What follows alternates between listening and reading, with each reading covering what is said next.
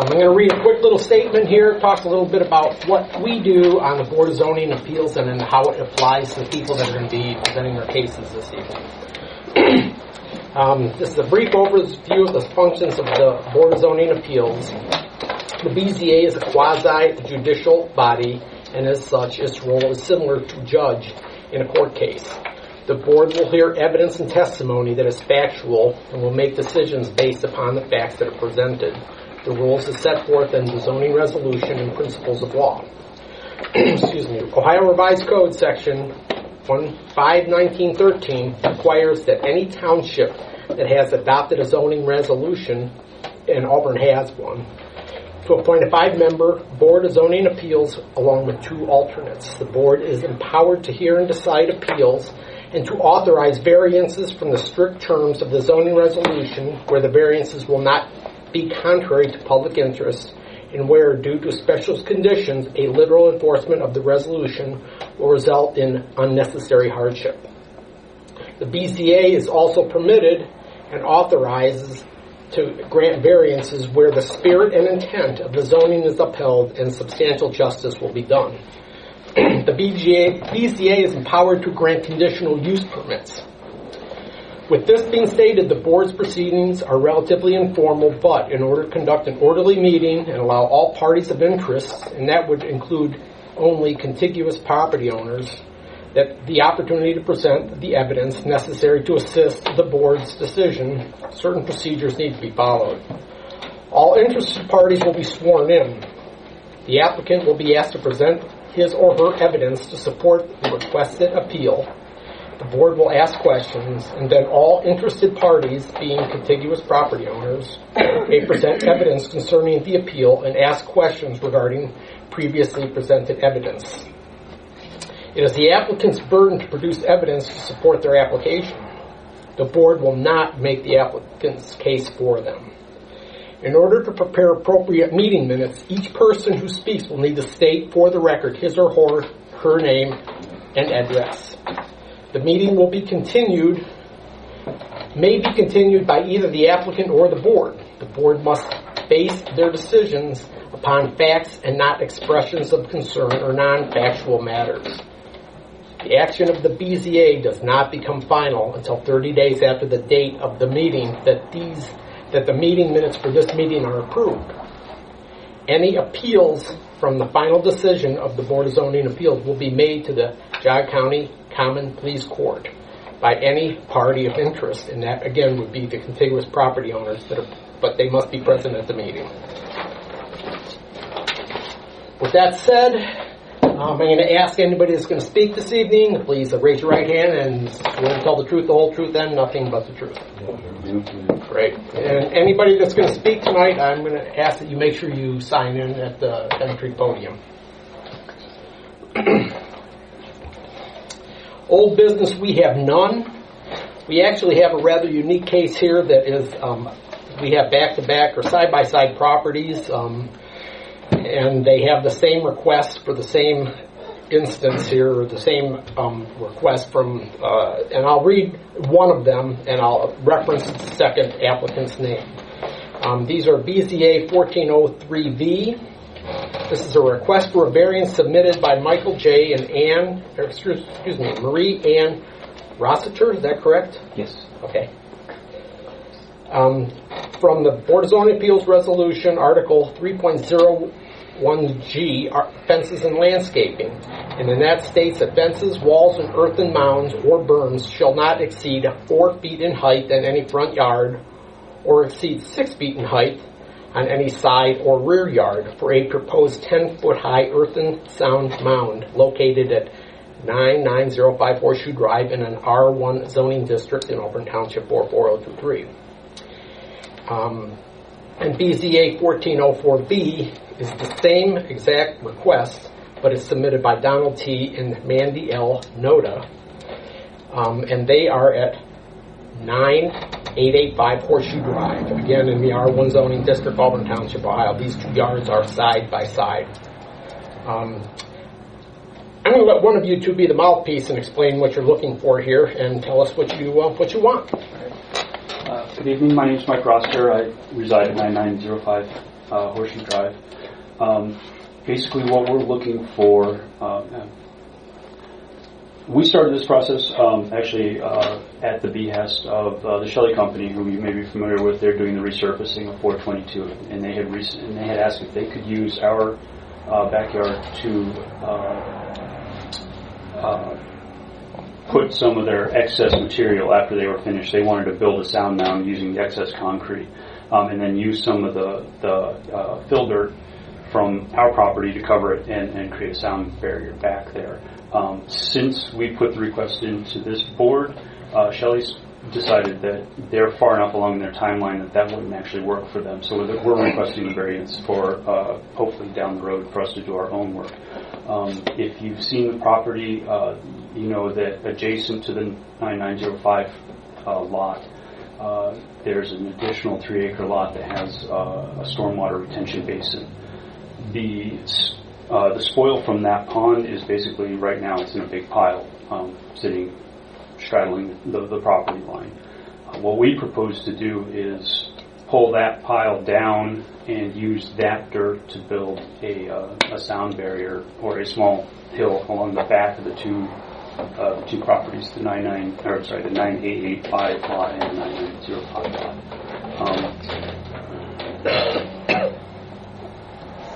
I guess that's what I have. How tall would this? I mean, there is a pile of dirt back there, but I don't think there's enough to get a 10-foot mound across the length. That's looking for. I was kind of wondering that myself. I know the 10-foot figure came from the folks at the Shelley Company based on the material they were going to add. I don't know for sure that the material that is there can even create a 10-foot mound anymore.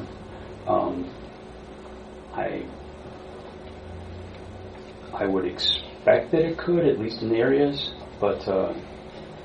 Who owns the property that the mounds partially resides on now? Actually, we own that lot as well. So you own that, so that is Yes. your property as it currently exists? Yes. Okay. And you're willing to share that with your neighbor to build this mound that straddles both properties? Right.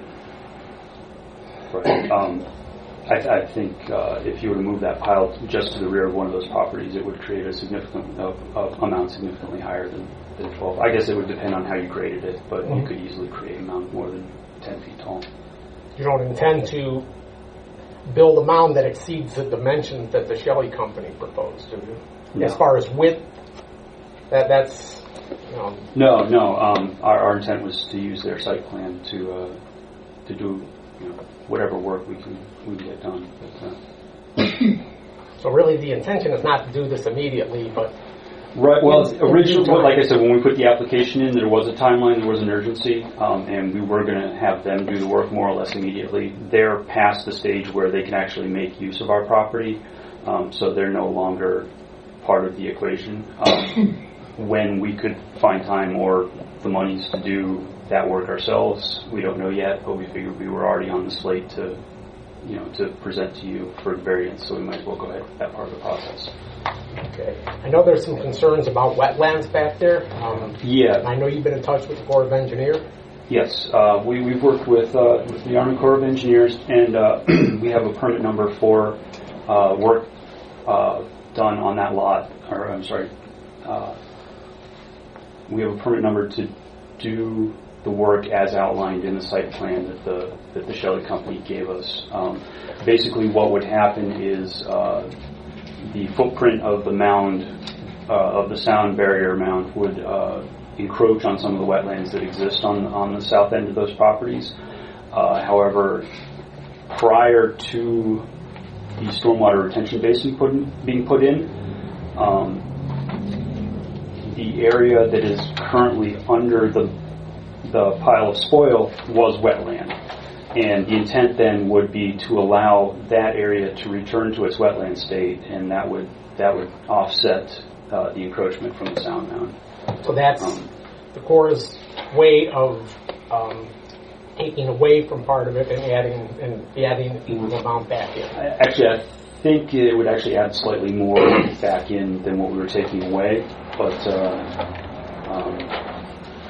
On the flip side, my understanding is the previous developer wasn't really entitled to leave that large pile of dirt there and destroy that wetland in the fashion that they did. So the wetland itself would get slightly larger, but the mound in the back would encroach on what's there a little bit.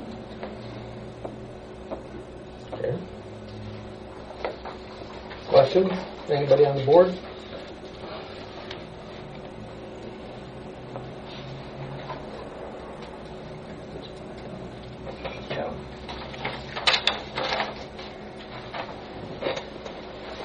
So what's the area of disturbance?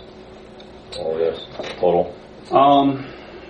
The current mound of dirt occupies 0.65 acres, about 2/3 of an acre. That would be the area that would be cleared and returned to the wetland state. I'm not, off the top of my head, I don't remember exactly how big the footprint on it is. It's slightly, I don't want to say. I don't know if that was like 0.7 or something like that. You can look up that information from It's somewhere. on that plot plan. Yeah, it's on the plan. This is the Shelley company's drawing here. Right. Right, what we had is we worked with the Shelley Company and Chantel is from Ohio, or the Army Corps. Army Corps of Engineers. And we had their drawings overlap each other from the engineering company that we had delineate the wetlands. So they all shared their documents, and that's what the drawing in the report was, that put them all on top of each other. Right. So once she saw what the footprint was, that's when she was able to give us a permit. Basically, you're looking for a 4-foot variance from us. Yes. Okay. One thing that I'm concerned about is, I don't know, how are we going to monitor this? I mean, if you come back there and put up a 10-foot, 12, 14-footer, we wouldn't know the difference unless we had some mechanism to observe this and measure it. And That'd be part of your site inspection, Frank, at all? Too great with a transit or whatever? Yeah, we would have to, right. There's an existing sound mound on the polo field adjacent to my lot, and I'm not sure what the height of that is. I mean, that could be used as a benchmark. We got to go off what's submitted on the permit, not the benchmark of the existing amount. So you guys proposing 10, so you got to go what you propose, or we have to change Sure, it now. right. Well, I mean, in terms of judging what our final height is compared to. I would say the survey that the Shelley Company had originally done was fairly comprehensive, so I think that would make a good baseline to make any comparison in height from. From a topo standpoint, I mean, from your house to the backyard and from the freeway looking at your house, the 4 foot's going to be advantageous to you guys. And if we do grant this, it doesn't set a precedent for any other earthen mound in the township. So, I mean, I think you're gaining on it. I don't think it's a bad thing as long as you're mitigating the wetlands, which I'm a big proponent of. I guess the only issue is, again, the wetlands, and then if you grant the variances, there's going to be an issue with something down the road. And are you guys putting up new plantings on top of the mound as well? Yes. Okay. All right. if you look at the lot, it almost slopes off. Yeah, it's low. Slopes from the street back. So The street itself, I the freeway believe, is up there. yeah, the street I believe is almost at the same level as 422, and then everything goes. I'd rather see an earthen mound than those big concrete walls. Yes. So And that was the intent, was when Shelley originally approached us, they're like, well, you know, the top of that mound, you'll still see the top of the cars driving by, but because the slope from our street back to the highway goes down. I mean, there's a little mound back there right now that you can stand on it and you're still below the highway. So you're barely going to even see it, but the original intention was to get rid of the mound of dirt, the spillway from the spillage from the pond. We needed somewhere to put that. So we thought that would be a great spot, just basically push it to the back. What type of, I know you might not be able to answer this question. Say we were to grant this and you move forward with this process. What type of time frame are you probably looking at here? I mean, is this going to drag out over 5 years, or is this something you want to get done within the next year, 18 months? What's your thoughts? They're dirt, so. Well, now that the Shelley company is not doing the work, we have to contact someone to do the work for us instead of them. We do have some contacts that we can do that with, but I mean, the intent would be once it starts to get it done within a season. We wouldn't stretch it out over more than a season, I would believe. At least Right. that was our intent. Right, but because we don't have, I'm sorry, because Shelley's not going to do it this Right. year, we might not get started this season. It might, I think it'd be reasonable to say we'd want to have it done within the next 18 months. Right. That would be our goal. Because we want to But start it would getting probably- planting and grass and trees Right. and everything. But it would probably be next year that the actual excavation would happen. If you guys talk to soil and water at all, Um, you're going to have more than an acre of exposed land, which requires a plan from them. Right, that was actually part of the Shelley drawing, is Okay. So they have had like a 6-page They had plan. put in a request for a SWIP. I'd have to talk to them to find out whether or not that'd be good for. Well, for the what we transfers wanted are to the same plan. We'll just transfer into your name, or Right. you're the stewards of the plan then. But you're going to have machinery moving that material around. What's the path and track? How much of the wetland you're going to disturb, and then you're going to have to, restore it. And then on the slopes and the hills, what kind of grasses? Are you going to go natural? Or are you going to have to do something? We're going to ride a lawnmower and maintain it. I mean, I don't think that's any of our business, but maybe from a standpoint of, I don't know, is there something zoning wise, Frank, that It's a good thing to think about that. So. They it's kind easier of, for you guys? they Isn't kind it? of identified what type of plants that would have to go in back. I saw that into the native, Right, the native there. Right. And, Right. and the mound itself, I don't believe we had any intention of mowing, because it's going to be the hill 600 feet back from the house with wetlands in front Just of it. asking And we weren't going to mow it. Take it the wrong way. We were just going to let it go. What type of plantings were you talking about doing on top of it? Trees. Shelley was Just looking a for row of trees, trees but on they top. didn't tell us what. Just to have Yeah. And a pine tree with, Yeah. with some... Yeah, we're looking at some sort of evergreen. Yeah, there's actually... Who's that? Other lady. The woman and the other man. Okay. Identify herself. Sorry Yeah. about that. Yeah. Yeah. Jane. That's fine. You guys are being helpful. You can give me your name and Yeah. Oh, so I'm that sorry. they can add it to the Mary Ann. Okay. And Donald Noda. Are there any contiguous property owners here tonight that we concerned? I know there really aren't many, except there's a couple to the north of you. And, Polo field. Yeah. Yeah, there's a polo field on one side. Since we have the middle, then Don's property, then our property, then our property with the pond. That's it. I anybody mean, across the street. I wouldn't think, Jane. I'd say that house was for sale. Yeah. That's what I thought. Yeah, down the road. Middlefield Bank. Yeah. Mhm.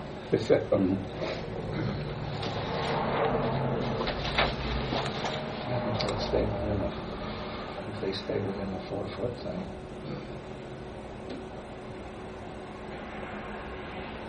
Any other questions, comments?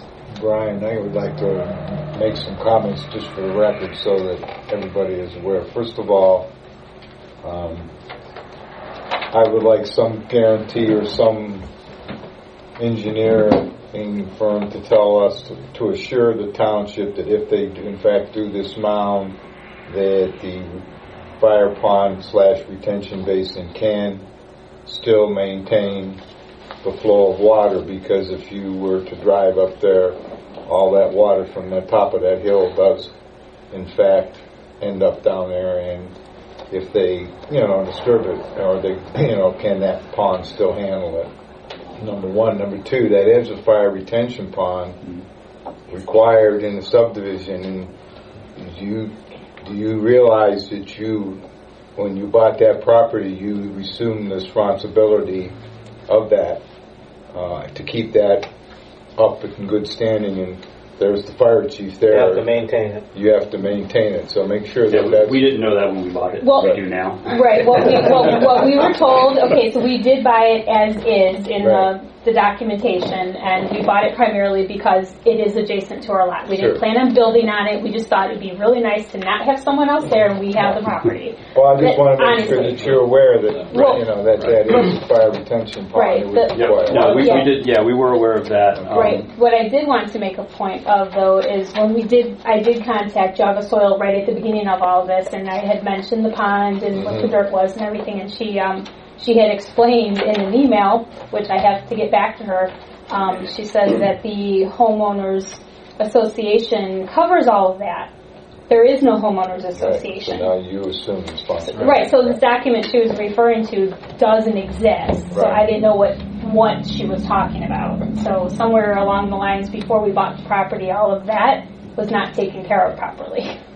Yeah, a lot of the water that comes down the hill actually goes down the side of the polo field. Right, between your property It and, literally makes a right turn and Yeah. goes straight down into. well, that's the concern, that that's the way it yeah. continues to go. when And you're where all the done. mound is going to be, it should maintain its. Yeah, I was gonna it's That not was, really you gonna know, be that was right, just, yeah. that was. It's not gonna be in So the way. it comes down the west side of your property, then it turns to the east and flows into Right. Yeah, so it comes down the hill like this. Yeah. Yeah. Well, it's- Is that I a thought- copy of that?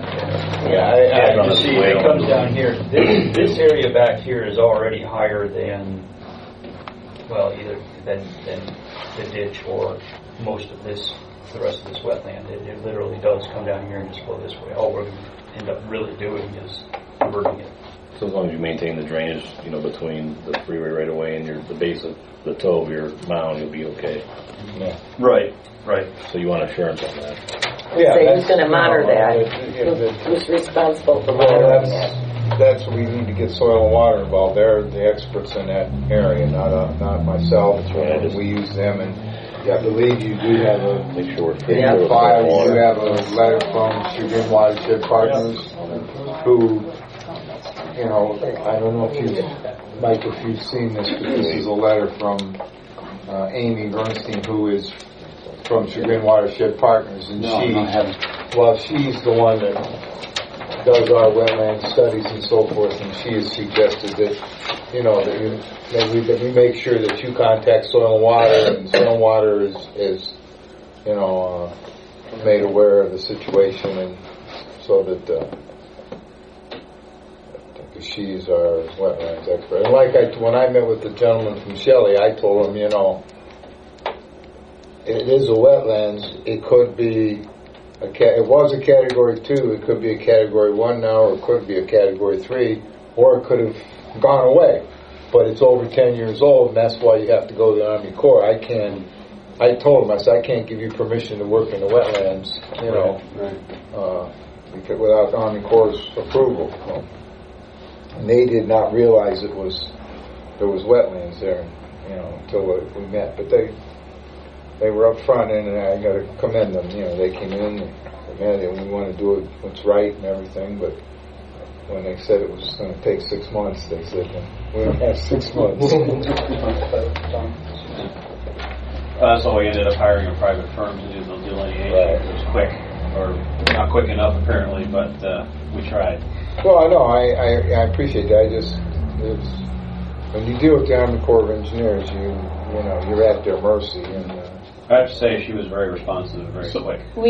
She actually did come out to Well, that's walk good. around the property, and then of course we did the drawings back and forth, and she was able to sign off on it that way. So she did come out and look at it. You mentioned a permit number. Do you have the permit number? We have it in an email. She sent it to us because she wasn't. Well, that was the email that said that she couldn't issue it that day. No, we have another one. Yeah, I know. Okay. Yeah, we did go back to her and ask for the actual Do you have a number. permit number? Yeah, it's 2014-00410. Well, that would have to be presented in the permit anyway. Yeah.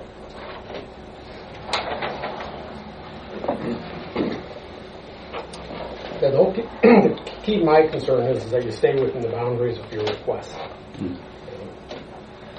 I sure hate to see this thing drag out. Once it starts, get it done. Right. And fortunately, this is not a conditional use. We don't have the ability to grant or to put conditions on this. Say you have to do it in 8 months, and we need you to do certain specific items to validate that. We don't have that ability here. Once we grant it, it stays with the property. The work itself would need to be permitted, though, yes? Pardon? The work itself would need to get permits? Frank? Yeah, you have to get a permit from me when you actually are ready to start. Don't do that till you're ready to start, because at which point the clock starts ticking. Right. So we would have some controls over. As you heard in our opening statement, hypothetically, if we were to grant this, we have 30 days to approve our meeting minutes. You can't touch anything. If you do anything in that 30 days, you're doing this at your own risk. Unlikely. We're not ready to do anything in the next 30 days. We'll sit Frank on you.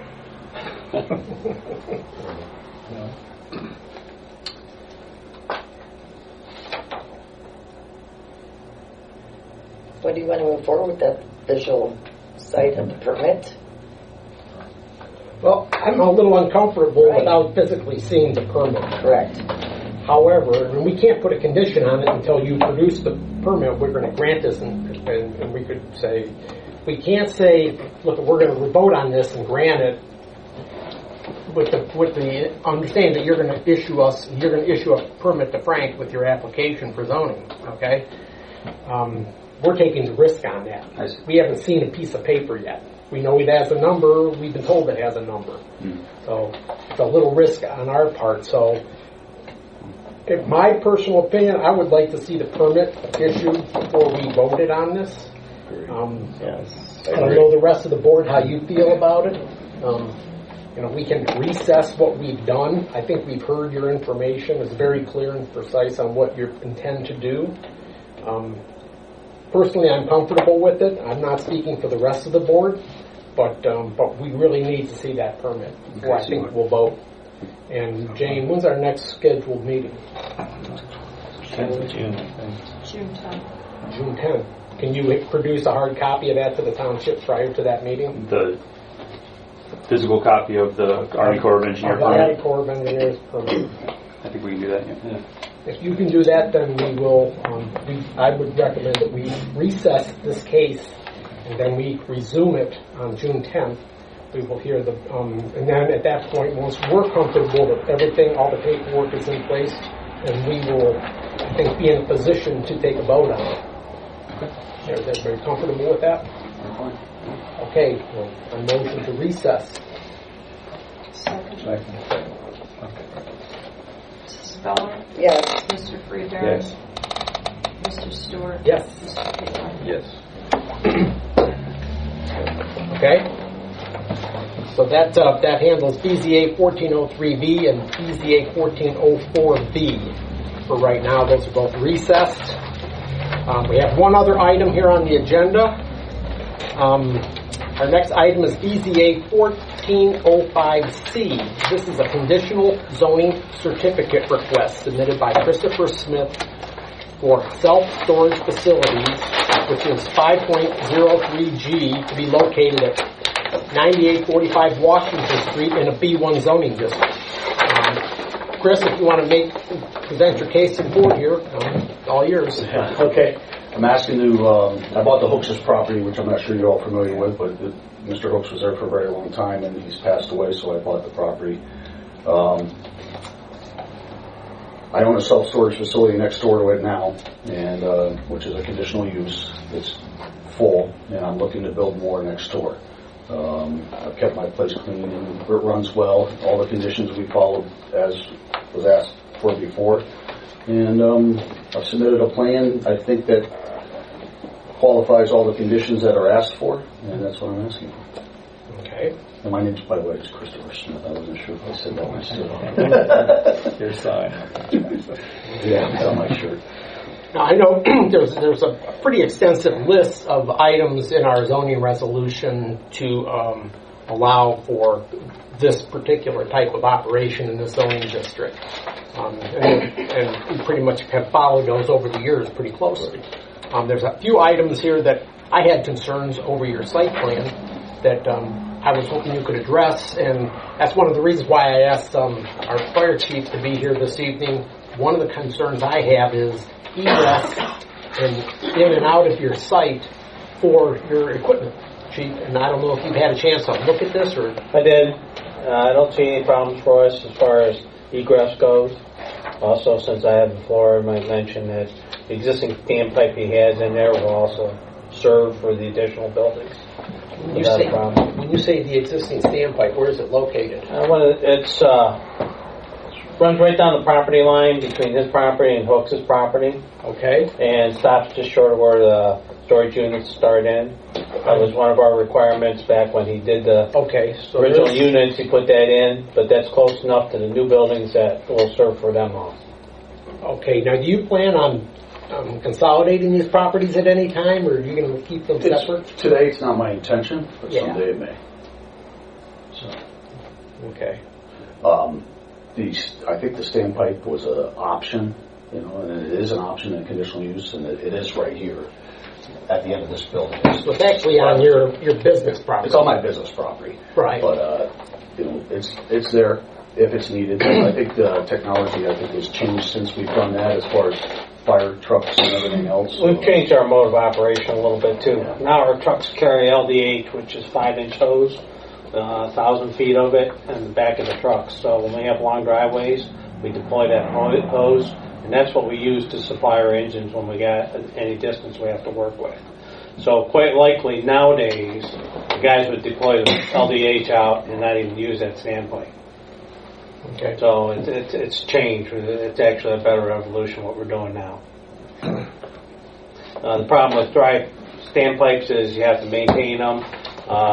If you test them or not, then you got to pump them down, make sure they don't freeze. They're a maintenance problem. And the hose that we carry in the back of the truck, we test that every year, so we know it's good. We don't have to worry about hooking up to it and finding out there's a problem or there's trash in the pipe because kids stuff in and stuff like that. So we're kind of getting away from the standpipe scenario. What are you going to do with the buildings that are on the site? I know one of them, it looks like that apartment has to come down. Well, we call that the air traffic control building. That's for the year. At one time, Hooks had offices in there that slowly turned into apartments. But it was an office. That's going to be torn down. My intentions are to tear down the house unless someone comes by and tells me they want to pay me for an office building. Well, it'll never happen. So we're going to tear down the house. And then the back building, I'm going to fix up and use. Okay. So what's your time period? I know obviously you have to tear down the office structure, but with the house, when were you thinking about eliminating that? Tearing down the house? Yeah. When I finish the first building. Okay. And I'm not saying I'm definitely tearing down the house. There's a good chance it's coming down. I mean, by the time you pay for new septic system, the house hasn't been updated since 1965. It just doesn't make it feasible to do anything. How long has it been empty? 4.5 years. And it's been flooded. And it needs to come down. Okay. All right. There's a requirement, and I picked up on this, and I think I just want to make sure everybody on the board that we're all on the same page here. The rear behind your property, yes, it abuts a residential district. Right. And there is a provision in here that the rear yard setback that abuts a residential district, I'm sure that the existing building back there is grandfathered in, but it does require a 100-foot setback. Well, I looked at the drawings and I didn't see the 100-foot, but, and I think that there's a little but here. Yeah. From what I've been told, and Frank, you can confirm this perhaps, that part of those residential districts actually reside in the B1 zoning. That is correct. Okay. Is there adequate setback there between to the R1 component of it? Is there 100 feet between the back of this building and where it would? I don't know. I would have to check. I think the requirement is 50 foot from a commercial property on this, and I back up the commercial, not residential. So right, but what he's asking is that back building... Not this building here. I don't care about this. I think this is grandfathered. Yeah. But I'm saying this building from here to wherever the B1 ends, is there 100 feet in there? I don't know. I'd have to check that one. How far does the The district? depth of the district is 600 feet from the center line of the road. Around 390, 400 feet, so we're 200 feet. Yeah. Okay. So more than enough, according to the measurements. I mean, you've got this thing right on the edge. So. Well, when you buy a piece of commercial property, I bought it to use it as commercial property, Sure. and I like to use it as fully as I could. And that's what I'm trying to do. I can appreciate that. One question I have is, are there any adjacent property owners here that back up to this or part of it? Haven't asked. Okay. Do any of you have any opinions on this? I'm not adjacent, but I'm close. Okay, I'll get your name, please. Lena Roth, Brad Roth. Okay. And what's your address, please? 17615 Indian Hills. Okay.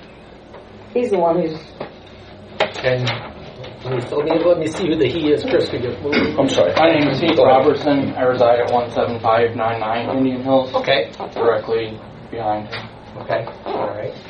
And if you're not in an adjacent property, directly adjacent, I'll let you be. You can speak. But do you have any opinions on this, or? I mainly came to see what exactly is going on. I mean, I've talked to Chris. I have no problems with Chris or what he's doing. I just want to make sure that that's what's going on. I just moved into the neighborhood last August. I got to admit, I was very disappointed to see the whole lot clear cut, essentially. And now my view is going to be essentially buildings. He says he's going to put up a mound of dirt with some trees on it. That's great, but that's going to take more than a couple of years to make my property look nice again. I could already now physically see traffic going by on Washington Street from my back porch. I could hear it. It's a lot louder. That's my concerns. I just want to know what's going on. Sure. I wanted that presented before anything. Obviously he already has storage units there, and they are well kept. I have no issues with them. There's a nice tree line there.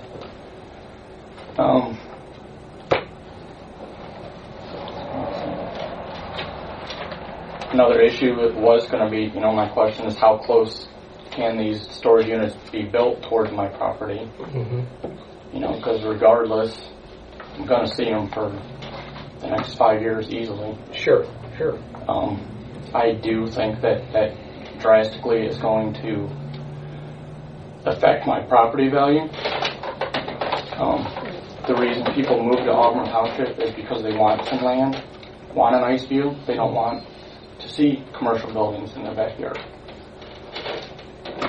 That's the reason I moved here.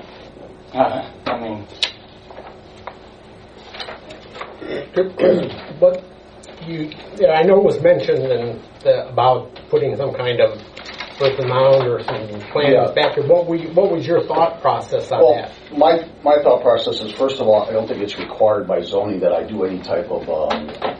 I believe you're correct. Yeah, but I have a lot of dirt on this lot. For years, Mr. Hooks has hauled in dirt and dumped it in there. And there's a pretty good size earthen mound right where the building has to go already. So my intentions were to push it around the back of the lot, on the lot line, not higher than 6 foot, and plant trees on it. Don't exceed 6 feet. Yeah, and plant trees on it, and that is what we're going to do. And I've always done what I've said I'm going to do, and that's what's going to happen. We can set a condition for that, correct? Yeah, we can put a condition on. Sure. And I think that's important. Oh, I definitely did. And he's been a good neighbor, and I try to be a good neighbor, and I've always, like I said, I know how he feels. He bought a piece of property that backs up to commercial and didn't expect to see what he's seen all of a sudden. But there was no way to put the earthen mound there without removing the trees first, and then put the trees back. It's hard to put earth around trees that are kill them. Sure. So we took them down, and we're going to put the mound there and then replant again. We can make sure that that's a condition in this whole process here.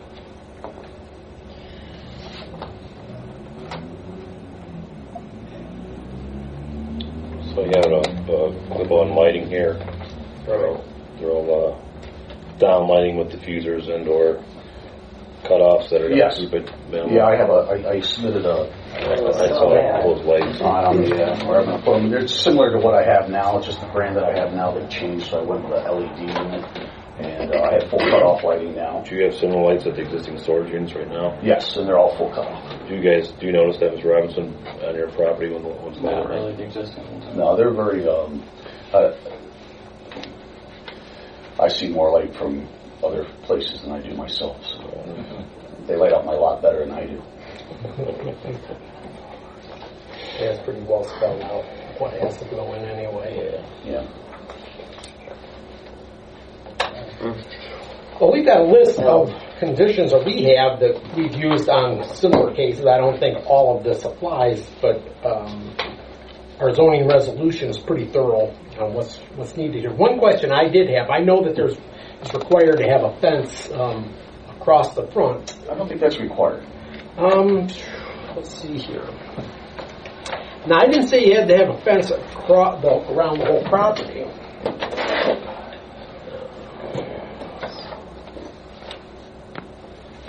Security systems, fence, paragraph K.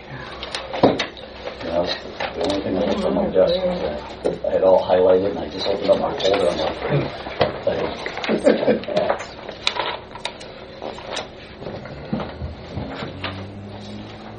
Are you planning on putting a gate up across the driveway or something? Well, that's what I thought. It said that you had to have a gate. no, it says if you guys, it's optional. If you guys require that I do it, it's not a requirement. And there's self-storage that wasn't required the first time, and there's other self-storage with no gate either. I think over the years I've been running this for a long time. I pretty much initiated this the first time in 2000 and got it through zoning as far as making a conditional use for this area.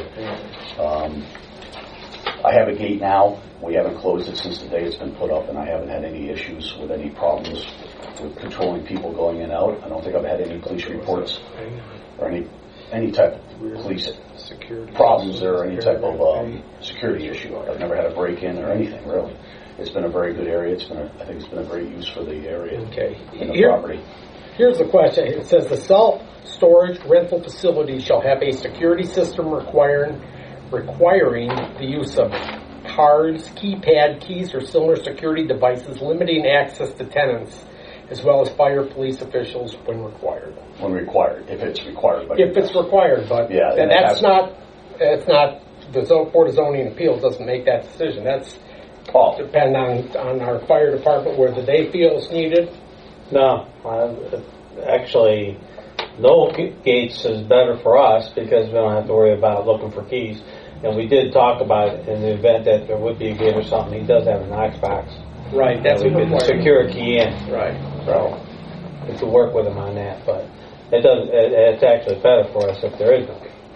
Okay. You're not worried about security or anything. I've never had a problem. I mean, I always tell people it's not like Chagrin Falls. We live in Auburn. It's safe down here. I'm not aware of any issues going on with the property whatsoever from that standpoint. All right. Well, there are other self-storage areas that aren't fenced in Auburn too. So. Yeah, right. Okay.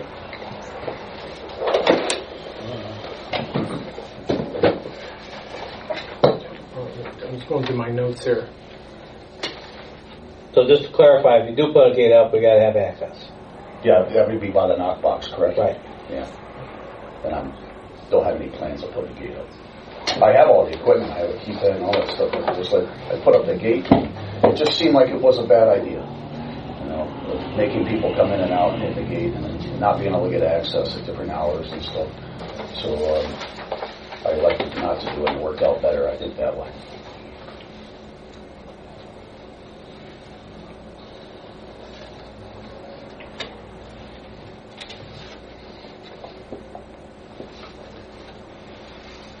You know, one of the concerns we've had in the past is people using these units for more than just storage, and I've never heard of us really having a complaint about that. Have we, Frank? No. James? No, we've not.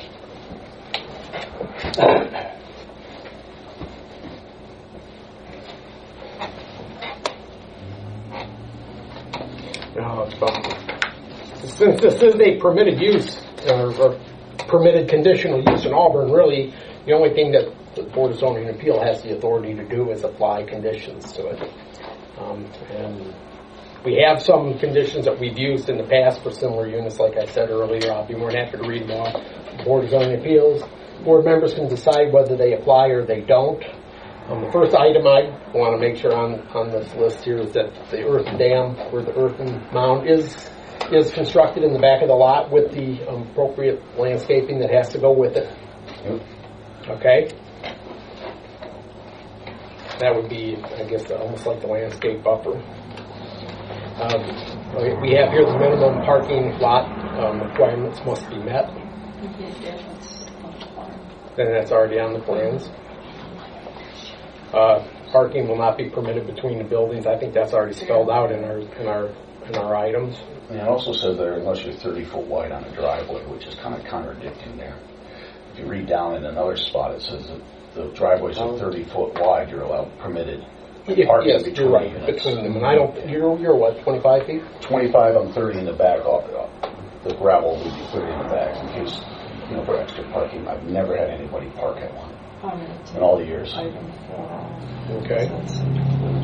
Right, that's already included. It's already included.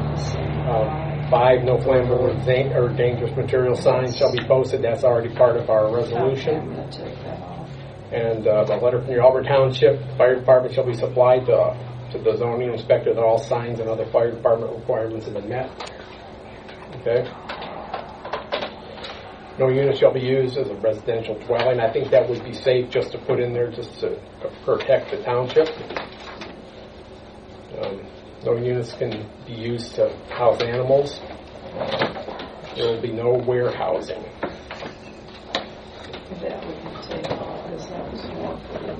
Right. No business other than self-storage are permitted in the individual units. Obviously, no sanitary hookups. Applicant to supply and maintain fire extinguishers for the State of Ohio Fire Code and the Auburn Township Fire Department. Integrity firewalls must be maintained. That was for the other one where they had the no electricity. I think that's already laid out in there. Typically, we grant conditional use for a period of time, and then we review it. I'd suggest that we do it for a 5-year term, Jane. Conditional use certificate is granted for a period of 5 years. The township has a right to revoke the certificate if there are any violations. Is it 5 years or 10 years? I think it says 10 in there, doesn't it? We're recommending 5. Okay. We had perimeter fences required. That's not necessarily the case. The Knox box is required. That's something that's already in our zoning resolution. Obviously, the downlighting and those items are already addressed in our resolution. We've taken care of the standpipe. That's already addressed. I just want to make it noted that the standpipe is actually on the adjacent property, Jane. It's not on his property. This property. I do have a quick question. It's not personal, it's just business. You say you're keeping the rear building in the back. Well, then we're granting a conditional use for the storage and the facility. What are your intentions on the back building? Is it going to be the similar fashion for larger storage? Rental, or for your auto, the shop or whatever? If I was to combine the lots, I might use it for an extension of my business. But right now, I don't have any use of it right now besides storage of personal property. Make something more of a condition for the back building? Just to cover it? I mean, if it's not the same use as those other buildings. It's grandfathered. I think it's grandfathered. The building is grandfathered, but the use is not. What do you want to do? What type of conditions are you talking about? That's what I mean. That's all I'm saying. Just So, the way I understand, if you were to use it for something other than a permitted use, you would have to come back before the board and apply for a condition, again, some kind of conditional use or a variance. I'm not trying to stifle business, just make it Well, no, you got to keep in consideration the neighbors too. But that goes without saying, though, in Auburn. You run a good business. Using it for business, you have to get a permit for it. Right. That goes with any building. Due diligence. Right. Any other items? Frank, do you have any recommendations, suggestions? No, he's done a very good job with the one he has now, and I mean, I've not had a complaint. I've been there, driven through there and inspected several times, and not had any issues, and I've not had any complaints from any residents or from any tenants. So, it seems like it's being run very well. Yes, ma'am. Hi.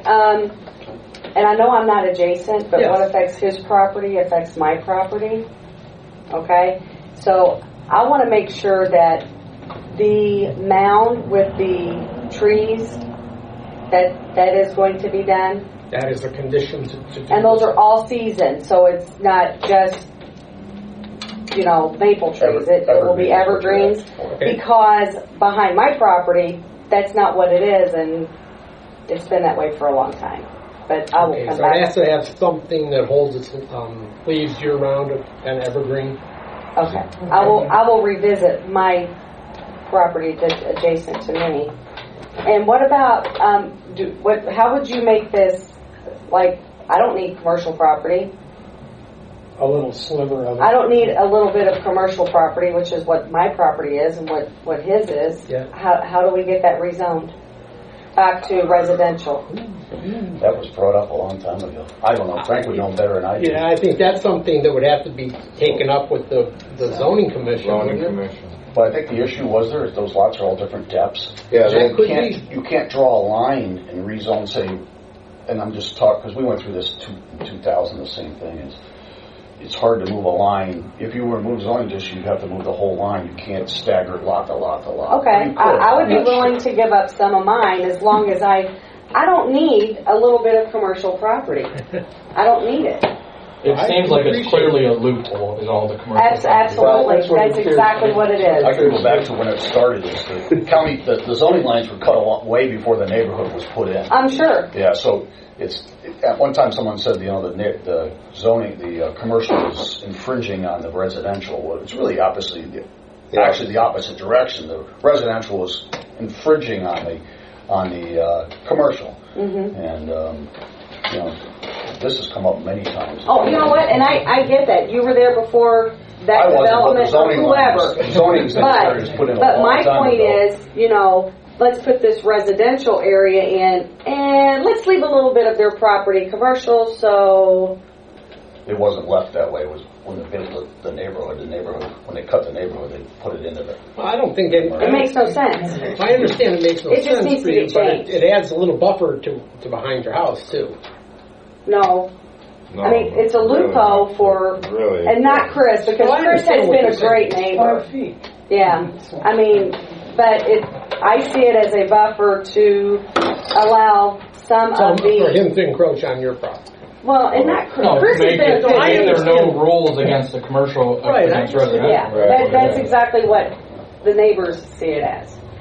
Well, I tell you what you can do, what you can try to do. You can get a group of you together and approach the zoning commission. That's who writes the resolution, and ask them if they would entertain changing that district to the property line boundaries. Okay. It's been suggested, believe me. I have suggested it because it's been a pain for me all these years, And when I first became zoning inspector, I asked for a clarification. Why is it this way? And they said that's the way it was. Well, that just because that's the way it was doesn't mean it makes any sense. Right, I know. No. And the developer, what should have probably happened is the developer, when they developed that subdivision, should have approached the zoning commission and asked that to be changed then, and it was not done. And they didn't. Okay. So it would be a zoning amendment with legal descriptions changed for Right. those boundaries. Yes, you would have to rewrite the legal description. Each lot, like I said before, each lot's different depths. Right. So Right. it's hard to draw a line because we went through this years ago. Well, and just, not all of the commercial neighbors are as good a neighbor as Chris. No. That I know. Yeah, he seems to already be doing what he would be if it was commercial to residential. But her case, she's trying to make is that there's not any buffers in certain areas. And if you take down the air traffic control tower, does that mean there's going to be less air traffic control? You just call it that. I wish we could do, we have no control there, believe me. That's out of How do our I get hands. on that agenda? You know, if you look lot by lot, changing your lot right now, it doesn't do anything for you. I mean, I know you like It doesn't do anything for but it me, won't change. but It won't change anything that's gone on already. The commercial district and all those lots are already developed pretty much. I've looked at this over and over and over since for years about how this is cut and how it's built. There's only a couple lots left and that aren't developed. And that's when we made the conditions for the storage units. We looked at all that to see where it could be done. and that's west of Heath's lot that's not Way developed, west. correct? And that's a lot that's for sale forever that has a stream going through it that's going to be hard to develop in the first place. Right. Does that answer your question on what your steps need to be to approach this? Yeah. For the, okay. Well, but I need to know how to get on the agenda for my issue. How do I do it? Just call and do it? Call it to the township here. Okay. Call, you can call Dee Ballou. She is the Board of or Zoning Commission Secretary and has to be put on the agenda. And or you can call Nancy and get the information from her. Nancy's the receptionist is here during the day. She can give you Dee's number, and she can also give you probably the chairman's number. Okay, I'll call. Thanks. Right, Chief, you have any questions, comments, anything? No, we're okay with it. Okay. Board?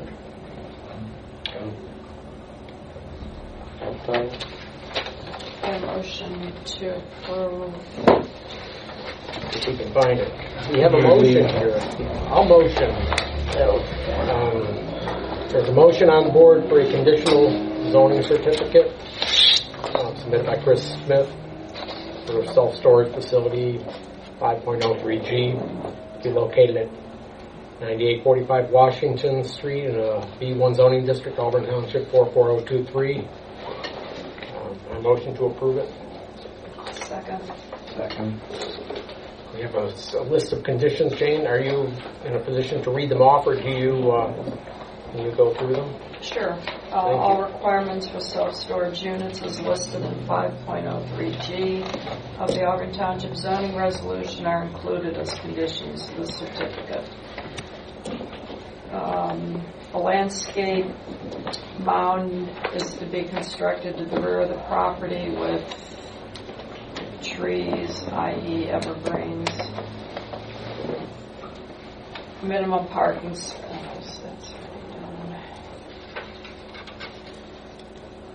No unit is to be used as a residential dwelling. No units to be used to house animals. No businesses other than self-storage are permitted in the individual units. No sanitary hookup to any unit.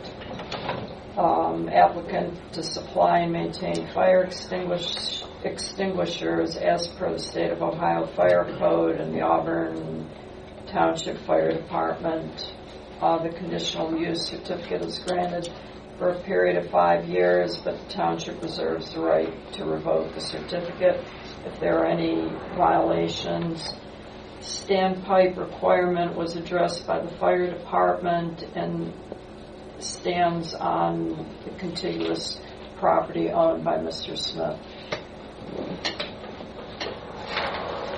Mrs. Beller? Yes. Mr. Freebairn? Yes. Mr. Peeler? Yes. Mr. Stewart? Yep.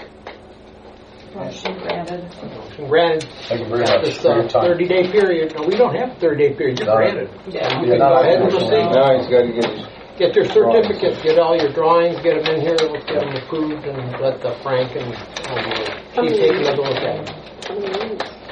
Okay, next item on our agenda here, meeting minutes, sign off of documents, we don't have any. Miscellaneous, next meeting's June 10th, there's one case right now on the books. With that, I motion to adjourn. Let's take minutes. Let's go. You're right. Mrs. Beller? Yes. Mr. Freebairn? Yes. Mr. Stewart? Yep. Mr. Peeler? Yes. We're done.